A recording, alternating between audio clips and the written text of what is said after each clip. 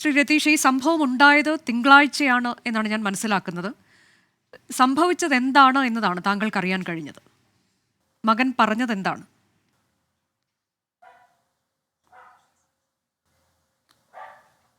പറഞ്ഞത് അന്ന് രാത്രിയിൽ 10:30-ക്ക് ശേഷം ഇവനെ 10ാം ക്ലാസ്സിൽ പഠിക്കുന്ന ഒരു കുട്ടി വന്ന് 11th വിളിക്കുന്നു എന്നും പറഞ്ഞിട്ടാണ് മോന് 11th ക്ലാസ്സിലോട്ട് പോകുന്നത്. അവിടെ ചെന്ന് കഴിഞ്ഞപ്പോൾ അവൻ്റെ ക്ലാസ്സിൽ തന്നെ പഠിക്കുന്ന വേറെ 2 കുട്ടികളെ മർദ്ദിച്ചുകൊണ്ടിരിക്കുന്ന ദൃശ്യമാണ് ഇവനും കാണുന്നത്. അപ്പോൾ അവൻ്റെ അടുത്തും ഓരോ ചോദ്യങ്ങൾ ചെയ്ത് അവനെ നല്ല രീതിയിൽ മർദ്ദിച്ചു. അവൻ്റെ കൂടെ തന്നെ മൊത്തത്തിൽ 6 കുട്ടികളുണ്ടായിരുന്നു. ഇവനെ നല്ല രീതിയിൽ മർദ്ദിച്ചു. ഇവൻ ബോധാവസ്ഥയിലായ സമയത്ത് മർദ്ദിച്ചവർക്ക് തന്നെ പേടി അനുഭവപ്പെട്ടു. അവർ തന്നെ അന്നേരം പെട്ടെന്ന് ഫസ്റ്റ് എയ്ഡ് ചെയ്യാനുള്ള ശ്രമം, ഫസ്റ്റ് എയ്ഡ് ചെയ്യാനായിട്ട് അവരിൽ മെഡിസിനായിട്ടൊന്നുമില്ല. അവർ പെട്ടെന്ന് ഐസ് വെള്ളം കുടയുന്നു, അങ്ങനെയുള്ളൊരവസ്ഥയിലായി. അതിനുശേഷം അവർ അന്നേരം ടീച്ചർമാരെ അറിയിക്കുന്നു. ടീച്ചർമാർ വരുന്നു. എന്നിട്ട് അവർ ഇവനെ ഹോസ്പിറ്റലിൽ കൊണ്ടുപോകാനോ അതിനുള്ള ശ്രമങ്ങളൊന്നും, മോനെ കൊണ്ടുപോകാനുള്ള ശ്രമങ്ങളൊന്നും നടത്തി. ദിവസം രാവിലെ എന്നെ ഒരു 10:30-11 മണിയായപ്പോൾ സ്കൂളിൽ നിന്ന് എനിക്കൊരു കോള് വരുന്നു. ആ കോളിൽ എന്നെ വിളിച്ചിട്ട് അവിടുത്തെ സ്കൂളിൻ്റെ ഇവരുടെ ഹൗസ് മാസ്റ്ററായ ശ്യാംകുട്ടി സാറാണ് എന്നെ വിളിക്കുന്നത്. വിളിച്ചിട്ട് പറയുന്നു, ഇതുപോലെ 11th പഠിക്കുന്ന കുട്ടികളും മോനുമായിട്ടൊരു പ്രശ്നമുണ്ടായി, സാർ ഇവിടം വരെ ഒന്ന് വരണം, നമുക്ക് നേരിൽ കാണണം, ഒന്ന് സംസാരിക്കണമെന്നാണ് പറയുന്നത്. അപ്പം ഞാൻ അത് വളരെ ഒരു ഇതായിട്ട് എടുത്തില്ല. ചെറിയ രീതിയിലൊക്കെ അങ്ങോട്ടും ഇങ്ങോട്ടും വഴക്കുകളൊക്കെ സർവ്വസാധാരണമായി ഉണ്ടാകാറുണ്ട്. അതുകൊണ്ട് എങ്കിലും ഞാൻ മനസ്സുകൊണ്ടൊന്നാണ് എന്തായാലും ഇങ്ങനെ പറഞ്ഞ സ്ഥിതിക്ക് എന്തായാലും അവിടെ വരെ ഒന്ന് പോകാം. അപ്പം ഞാൻ ഡ്യൂട്ടിക്ക് പോകുന്ന വഴിയിലാണ് ഈ സാർ എന്നെ വിളിക്കുന്നത്. അത് അവിടുന്ന് തന്നെ ഞാൻ തിരിച്ചെന്തായാലും സ്കൂളിലൊന്ന് പോകാമെന്ന് വിചാരിച്ച് ഞാൻ സ്കൂളിൽ ചെന്നു. സ്കൂളിൽ ചെന്നപ്പോൾ എൻ്റെ മോനെ ഓടി വന്ന് എന്നെ കെട്ടിപ്പിടിച്ച് കരയുന്നൊരവസ്ഥയാണ് ഉണ്ടായത്. ഞാൻ പോകുന്ന വഴി എൻ്റെ വൈഫിനെയും കൂടെ കൂട്ടിയാണ്, ഞങ്ങൾ 2 പേരും ഒരുമിച്ചാണ് സ്കൂളിൽ ചെന്നത്. എൻ്റെ മോനെ ഞങ്ങളെ 2നെയും കെട്ടിപ്പിടിച്ചുകൊണ്ട് കരയുവാണ്.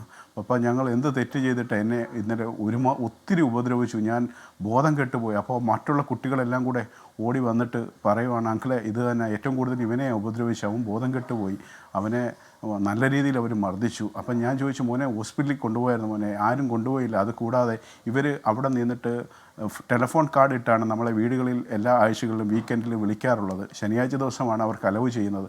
പക്ഷേ അന്നത്തെ ദിവസം ഈ സംഭവം ഉണ്ടായ സമയത്ത് തന്നെ ഇവർ എല്ലാ ഫോണും ലോക്ക് ചെയ്ത് വെച്ചെന്നാണ് നമുക്ക് പിന്നീട് അറിയാൻ ഉണ്ടായത്. അതുപോലെ തന്നെ എൻ്റെ മോനെ അതിനുശേഷം ഞാൻ വിളിച്ചു. അവിടുത്തെ പ്രിൻസിപ്പാൾ അന്ന് ചാർജ് എടുക്കുന്ന ദിവസമായിരുന്നു. നേരത്തെ പ്രിൻസിപ്പാൾ അവിടുന്ന് പോയായിരുന്നു. പുതിയ പ്രിൻസിപ്പാൾ വന്ന് ചാർജ് എടുക്കുന്ന സമയമായിരുന്നു.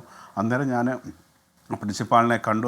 അവർ വരുന്നിടം വരെ അവർ മീറ്റിങ്ങിലായിരുന്നു. ഞാനൊരു 11:30-ക്ക് സ്കൂളിലെത്തിയ ഞാൻ പോകുന്നത് ഒരു 1:30 ആയപ്പോഴത്തേക്ക് പ്രിൻസിപ്പൾ അവരെല്ലാം മീറ്റിംഗ് കഴിഞ്ഞ് പുറത്ത് വരുന്ന സമയത്താണ് ഞാൻ പ്രിൻസിപ്പൽ മാഡത്തിനെ കണ്ടു. ഇതുപോലെ ഒരു സംഭവം ഉണ്ടായി. അപ്പം പ്രിൻസിപ്പൾ എൻ്റെ അടുത്ത് പറഞ്ഞത്, അവരെ ഞങ്ങൾ സസ്പെൻഡ് ചെയ്തിട്ടുണ്ട്, രാത്രി തന്നെ അവരെ സസ്പെൻഡ് ചെയ്തു, ബാക്കിയുള്ള തീരുമാനം നമുക്ക് എത്താം, അവന് കുഴപ്പമൊന്നും ഇപ്പോൾ ഇല്ലല്ലോ. അപ്പോൾ ഞാൻ പറഞ്ഞു, മാഡം അത് അങ്ങനെയാണോ ചെയ്യേണ്ടത്? അവനെ എന്താണ് നിങ്ങൾ അന്നേരം തന്നെ ഫസ്റ്റ് എയ്ഡ് കൊടുക്കാൻ ഞാൻ ഹോസ്പിറ്റലിലെത്തി. അത് കുഴപ്പമൊന്നുമില്ല, അവന് ഓക്കെ ആയി എന്ന് പറഞ്ഞു.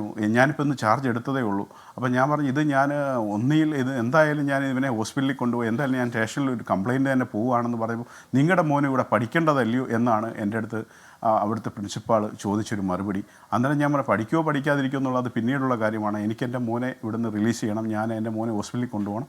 അങ്ങനെ ഞാൻ ഹോസ്പിറ്റലിൽ കൊണ്ടുപോയി അവനുള്ള മെഡിസിനും എല്ലാം വാങ്ങിച്ചു കൊടുത്തതിന് ശേഷം ഞാൻ അവനെ മാന്നാർ പോലീസ് സ്റ്റേഷനിൽ കൊണ്ടുപോയി അവനെ നിർത്തിക്കൊണ്ട് തന്നെ അവിടെ മൊഴി കൊടുത്തതിന് ശേഷം ഞങ്ങൾ തിരിച്ച് വീട്ടിൽ വന്നു. പിന്നെ ചൈൽഡ് ലൈനിൽ ഞങ്ങൾ അറിയിച്ചു.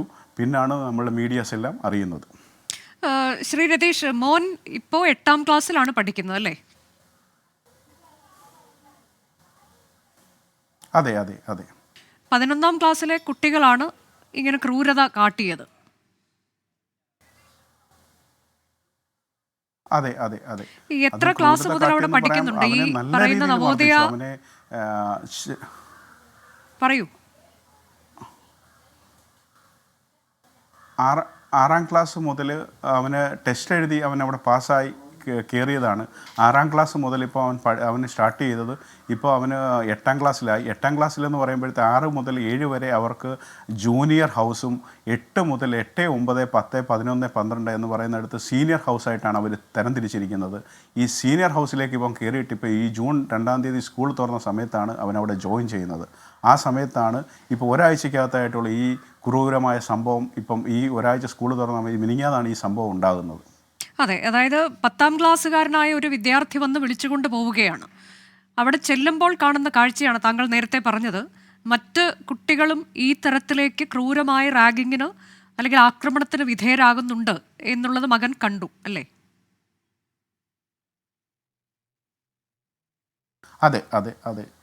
ഇവൻ മോൻ്റെ കൂട്ടത്തിൽ വേറെ ഒരു കാർത്തിക് എന്നൊരു പറഞ്ഞ പയ്യനെ അവർ രണ്ടുപേരെയും കൂടെയാണ് കൂട്ടിക്കൊണ്ട് അടുത്ത സെക്ഷനിൽ ഇവനെ കൊണ്ടുപോകുന്നത്. ഈ 10ാം ക്ലാസ്സുകാരൻ വന്ന് പറഞ്ഞ് ഇവരെ വിളിച്ചുകൊണ്ട് പോകുന്നത്. അതെ, അവിടെ ചെല്ലുമ്പോൾ കൂടുതൽ കുട്ടികൾ അവിടെ ഉള്ളതായി കാണുന്നു.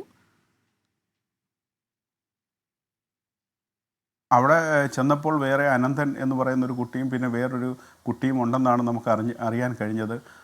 അവരെ രണ്ടുപേരെയും മർദ്ദിച്ചുകൊണ്ടിരിക്കുകയാണ്. അതിനുശേഷമാണ് ഇവരെ ഓരോ ചോദ്യം ചെയ്യലിലൂടെ ഓരോ അടി കൊടുത്തെന്നാണ് എൻ്റെ മോൻ എൻ്റെ അടുത്ത് പറഞ്ഞത്. നീ ബെഡ് മാറി കിടക്കാറുണ്ടോ, നിങ്ങൾ രണ്ടുപേരും ഒരുമിച്ചാണോ ബെഡിൽ കിടക്കാറുള്ളത് എന്നൊക്കെ പറഞ്ഞ് ചോദ്യം ചെയ്താണ് എൻ്റെ മോനെ അടിച്ചത്. അപ്പോൾ നിൻ്റെ കൂടെ ആരൊക്കെയായിരുന്നു, അങ്ങനെ ഇങ്ങനെ ഓരോ ചോദ്യങ്ങൾ ചോദിച്ച് ഓരോ ചോദ്യത്തിനും ഇവർ അടി കൊടുത്തുകൊണ്ടിരിക്കുമായിരുന്നു. അപ്പുറത്തുനിന്നും ഇപ്പുറത്തുനിന്നും 3-4 പേര് ചേർന്നുകൊണ്ട്. അതെ, അപ്പോൾ അവർ ആകെ എത്ര കുട്ടികളുണ്ടായിരുന്നു? എല്ലാവരും 11ാം ക്ലാസ്സിൽ പഠിക്കുന്ന കുട്ടികളാണോ?